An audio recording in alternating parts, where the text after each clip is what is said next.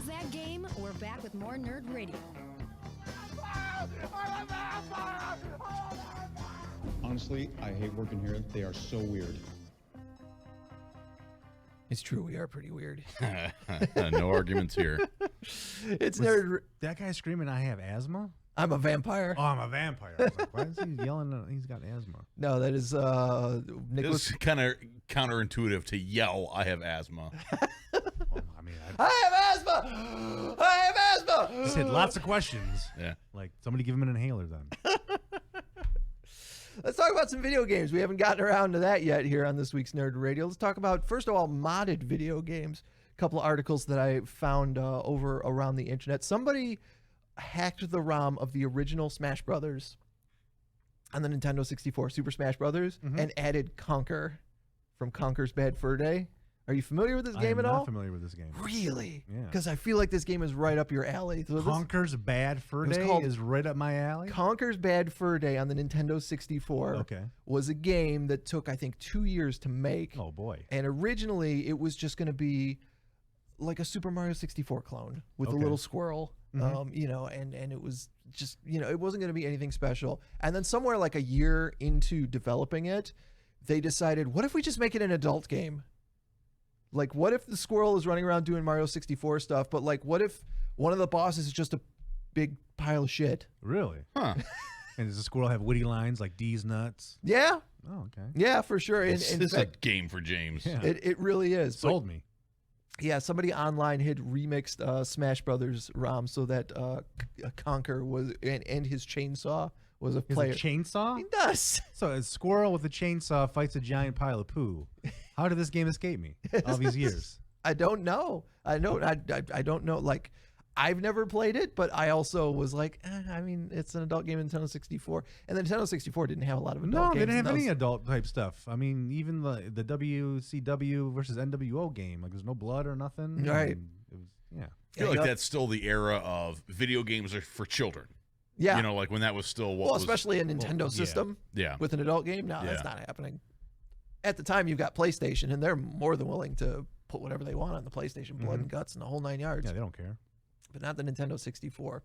While we're talking about modded games, too, have you guys... the new Resident Evil came out last week, Resident Evil 8. We talked about it a little bit. Have you seen some of the screenshots of the mods that people have done on the PC for this game? No. People have replaced the...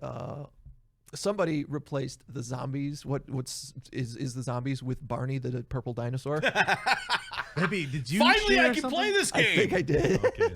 Oh my god, it's like bumper bowling, right? You know, right. it's so safe. It's safe. That's amazing. There's also but then you get killed when you try and hug Barney, the friendly dinosaur. Right. He bites you on the friggin' shoulder. Oh no. Somebody also there's a child in the game, and somebody took the assets of the child's head and put him on one of the main characters. So it's just like, it looks like Nemesis, like a dude in an overcoat with a baby's head on it, on the top of it. And then they also took that guy and put his head on the baby in one of the cutscenes. I love the fact that when games come out now for the console, they come out almost simultaneously for the PC, because that's where people start digging into the code and being like, well, what if I did this? What if I changed all the enemy types to this instead? Huh. And that is hilarious to me and fascinating. Speaking of mods, too, I know, James, you've been playing a lot of Valheim. I have. Somebody made a free mod to customize your Valheim experience so that it is the continents from World of Warcraft. Really? Yeah. So it's about, according to the dude who made it, it's about 20% smaller than the actual land masses. So you would spawn into like a World of Warcraft realm. Yeah, exactly. You would spawn into one of those areas. If you've been playing World of Warcraft for a while, you know, like the back of your head, or that's not the phrase. Yeah, how well do you know the back of your head? Not well at all. A lot of time with a couple of mirrors. No, I am not familiar with what are you doing? What are you doing with those mirrors, Chuck? Yeah, what are you doing with those mirrors? Where you're seeing the back of your head. I'm certainly not hanging out in a video store back room. That's for sure. Well, none of this. Those mirrors. No. No. He's reading all of his Nightcrawler comics backwards. Reverse diddle. That's not even a thing. So the back of your hand, the back of your hand. If you play, well, it's like when you. What's the name of that continent? Do you remember? Doesn't World of matter. Warcraft? Yeah. Doesn't it have a name? It does. Earthguard. Kalimdor is one of the areas. Eastern Kingdoms, Northrend, Pandaria, Azeroth. Azeroth. That's yeah. the World of Warcraft. That's what it's called. That was close. But yeah, if you're missing your world, that's what I was going to say. When you play Grand Theft Auto for long enough, you kind of get to know the city to the point where it's like, I know exactly where I'm going. So, people that play World of Warcraft know exactly where everything's supposed to be in I'll tell you where all the best hookers are in GTA. GTA. More bang for your buck. Literally. Let's talk about a couple of games that are on the way as far as video games are concerned. Coming out September 30th, Hot Wheels Unleashed. Have you heard about this game yet? No, I don't know why. Why would I care about Hot Wheels? Well, because it is a car racing game from behind the view of your car, but you're racing actual Hot Wheels cars, and all the tracks are those orange tracks. That's kind of cool. That you would get as a kid, but they're in settings like the video in the announcement trailer. The orange track is going through and around a skyscraper. Really? So you're racing in, the loop-de-loops in there and stuff like that. But like the outside, it looks almost like Rainbow Road. Okay, so it's like they're taking the Mario Kart and giving you a Hot Wheels spin on it. Yeah, exactly. Okay. You get cool weapons to shoot at your opponents, like shells. Yeah, I think so. Instead of shells, it'd be like checker chips or Connect 4 chips. I think they're more focused on the fact that Hot Wheels cars can be anything. So there's just all the crazy looking Hot Wheels cars, but then there's also a track builder as well. So you can make your own crazy tracks. I love the concept. It would have to be a free game in the store for me to actually get it. Yeah, but I think it's a neat concept. Yeah, especially if you were super into Hot Wheels as a kid. That'd be kind of cool. Right. And let's talk about a classic game. Did you ever play Zombies Ate Your Neighbors? I did. On the Super Nintendo? Yeah. Well, you're going to have the opportunity to do it again. Oh, by hooking up my Wii? It's coming to the Nintendo Switch. Oh, sweet. Now I got to buy it again. June 29th. Zombies Ate My Neighbors and the sequel, Ghoul Patrol. I had no idea there was a sequel. Me neither. Ghoul Patrol. Yep. What is that all about? They're going to be part of a package that you can play on the PlayStation 4, the Xbox One, the Switch, and the PC. Also, The Mandalorian is getting a pinball machine. They're going to make like a Mandalorian-themed pinball? Yep. Okay. Yeah, it's going to have a little Razor Crest chip on it. It's got a baby Yoda up in one corner. The video is awesome, but I think they missed out because the pinball, like a steel pinball, looks a lot like the little ball he's always stealing in the ship. Yeah. And like Baby Yoda's just doing this thing. Like he's using the Force. They should have totally given him a little steel. They should have made it so that the ball he can steal it from you. Yeah. Yeah. Yeah, you mentioned PlayStation. I don't know if you've got this on your list of stories or not, but it just reminded me. I saw earlier this week that they're now looking at PlayStation 5 is going to probably be scarce until next year now. Yeah. They're saying don't expect to see it until 2022. There's some part, like the car industry has had those microchip shortages. Yeah. Yep. I think it was a semiconductor. I don't know, but it was a part that is crucial to the PlayStation 5 that is a shortage on. Oh, man. So they're like, yeah, we're probably not going to see more of those until next year. It's like, oh my God, it's only May. I mean, we're already halfway through the year, which is crazy. But when you're talking about you're not going to have PlayStations on the shelves again yet, it's only May, and we're already like, oh yeah, probably not going to be. It's almost for like a while. they're working in cahoots with all the PS5 scalpers. It almost seems that way. I'm a yeah. PS5 scalper. I have all these PS5s. I can't unload them anywhere. Right. And then, guess what? Yeah. We got all those PS5 scalpers with all those things. Let's just say we don't got a microchip. Make them buy all those. I know with I've got some friends that built me that computer that I can play my games on. Getting video cards is a nightmare. Really? These days. I know that the Checkpoint guys have talked about it too. That when a new video card comes out, you're not going to see it because people are doing the same thing. They're snapping them all up online and then scalping them for double and triple the price. I'm glad I don't need a new computer. Oh, better knock on something that's made out of wood. I'm glad I don't need computer parts. Whoops. As soon as I go home today, we'll try to set up a stream with Chuck, and it's going to... Yep. But that sucks, man, because every so often I'll pop on a website and be like, I wonder if they have PS5s available, Right. Because I'll usually wait at least a year. Yeah. And we're kind of getting into that zone where I was like, well, maybe I'll start looking to buy one, but apparently not. There's a website online called Upload VR that says that there's some new features that they're looking at for the PS5 VR headset. Okay. That's coming up. The features they say are going to be part of it is, eye tracking, foveated rendering, haptic feedback, and inside-out controller tracking. So let's back up and unpack all that, because that's just a lot of tech speak that Inside-out controller packing. nobody understands. So the first thing they're talking about is eye tracking, and that means that it's actually going to be, like where your eyes are looking is where it's going to focus. And you'll still be moving your head around to look through the VR, but it's also going to focus on wherever your eyes are looking in the VR. Interesting. I wonder how they're going to be able to do that with dudes who are ladies or people who wear glasses. Well, that's one of the things that I thought was interesting too. They say the per eye resolution is like 2000 by 2040 pixels.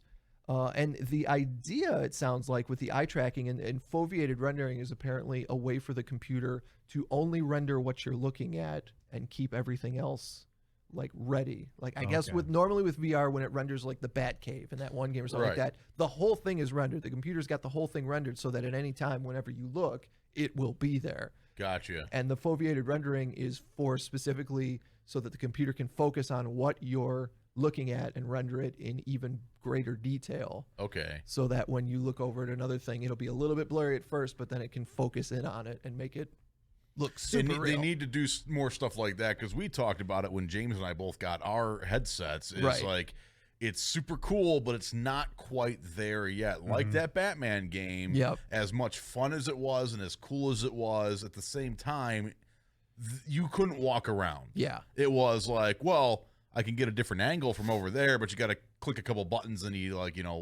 bat hooks his way over there. Right. But they're just like, it's just like a scene cut. Yeah. And then there are some games where you can move around. Like there was a first-person shooter. It was kind of fun to play. Yeah. But at the same time, the graphics drastically are lower when you are able to move. Yep. Because of the processing power. So I mean, I was blown away, and I feel like I got my money's worth out of the thing. But like, I am very excited to see future generations of VR and see where it goes, because it's like almost there. Yeah, it's like you're saying. You're like, it's not quite exactly the experience I want yet, but it'll be there. Just got to give it as much time as it takes. It did exceed my expectations though when I got it. Yeah, well, you get to play Star Trek. I did. Be on the bridge of a starship. Bridge of the Aegis. The inside out controller tracking is apparently a way for when you set up a VR, you've got to set the cameras on the walls so that it's tracking where your controller is. That's called outside in controller tracking. Inside out controller tracking means you don't have to set those cameras up. Like the headset and the controllers have some kind of like Bluetooth feedback that lets it know. PS4 camera that I have to set up with my VR and connect. It's not needed. Yeah, exactly. Ooh, I like it. Yeah, that's interesting. It's funny to me that like haptic feedback is like, the rumbling in your controller, that they're going to put like a haptic feedback motor somewhere in this headset. I don't know, man. That's kind of creepy. You play a scary game, you got a spider landing on your head and monsters tickling, Yeah. Back of your neck, or maybe a sexy vampire coming to give you a kiss. I'm just picturing it like the controller, because it's just got this motor in it that just spins in order to make a thing, and they just put a motor somewhere like in the back of the controller, and every now and again, and it's just like somebody going, yeah, like, hey, smacking you in the back of the head. Man, Chuck really committed to that. I could hear him hit himself from over here. No, that was my teeth hitting this microphone right now. Hey, oh my God, Chuck's unconscious. They killed him. My God. Oh, it's dead. I guess the show's over. All right, well, I got one more story for you, and as I sold earlier, you'll actually get to hear more about this on Midnight Metal this week with myself and Al back on Friday. I was going to say, let's take a second and promote Midnight Metal, hosted by myself and Chuck Bean. Chuck has become the producer of the show. Yep. In the Detroit area, you can hear it at WRAF every Thursday night into Friday morning at midnight. It's heavy metal, dude. We got new metal, old metal, local metal. Yeah. So fun. I found this story as I was looking for stuff for the news on Midnight Metal. A dude over the weekend sold on eBay a customized Generation 1 Optimus Prime. Crap. This Transformer is cool. Thank you. He took an old Optimus Prime, and repainted him in a gray, black, and red color scheme. And then on the trailer, he put the Metallica logo and the Master of Puppets crosses, like from the cover, and then made a box with the Metallica logo and pictures of Metallica and Cliff Burton and everything. And this is just a thing this dude does. He customizes Transformers as all these different things. He did a Soundwave, the cassette player. He's done a bunch of those for different bands and different items.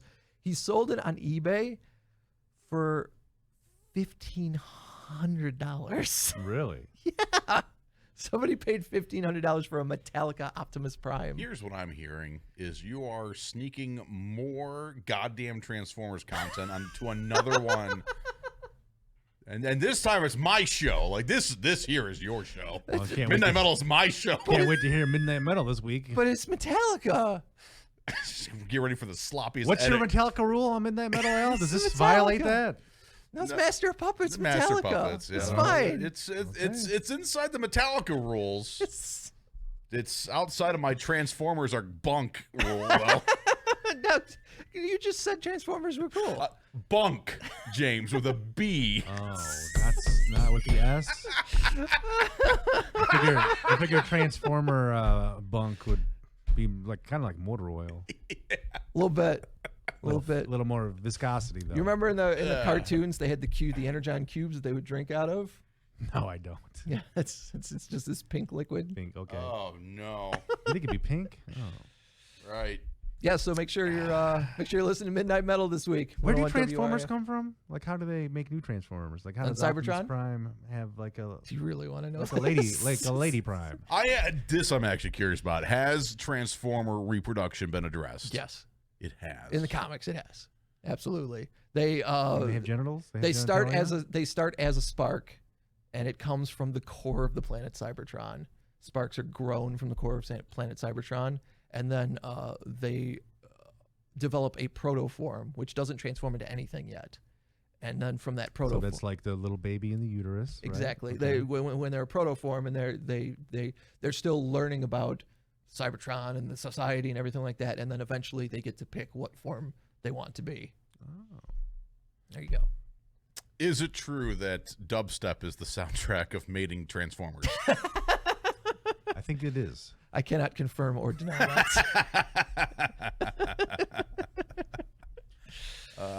So there you go. There's your Transformers biology lesson. All right. Well, And thank this you. week's Nerd Radio. Thanks, Professor Or Chuck. mechology. There, yeah, absolutely.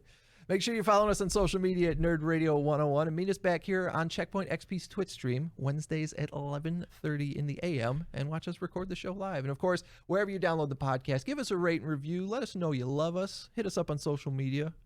We need your love. Yeah, if you don't like us, just let the world know by tweeting at Meltdown. It's right. Exactly. As It's we've his fault. encouraged for many a year. Please annoy Meltdown with your tweets. Please. All right, that's going to do it for this week in Nerd Radio. Thanks, guys. This Transformer is cool. I mean, after all, you're nerds. This Transformer is cool. Have a great weekend. See you later, nerds. The future's stupid, guys. I'm sorry, but it is. I have spoken.